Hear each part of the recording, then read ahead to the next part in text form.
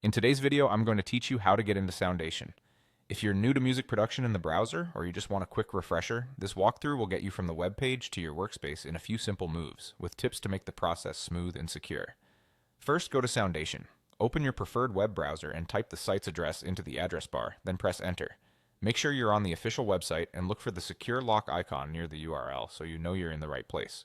If you plan to use Soundation often, consider bookmarking the page so you can come back with a single click next time. Once the site loads, click on Login. You'll typically find this button at the top right of the page.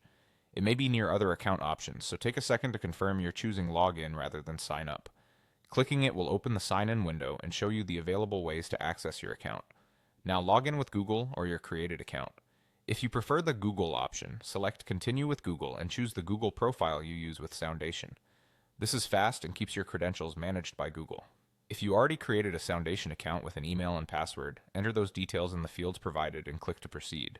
Make sure you use the same email you registered with to avoid account mix-ups, and only sign in on devices you trust. If your browser asks to save your login, that can be helpful for the future, but only accept if you're on a private device. After a successful sign-in, you'll land on the home screen.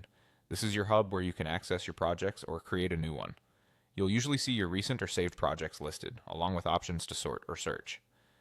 To keep going with something you've already started, select the project you want and it will open in the studio. If you're ready for a fresh session, choose the option to create a new project. This opens a blank workspace where you can start laying down tracks, importing audio, or experimenting with sounds. Take a moment to get familiar with the layout, and if you're starting new, give your project a clear name so it's easy to find later.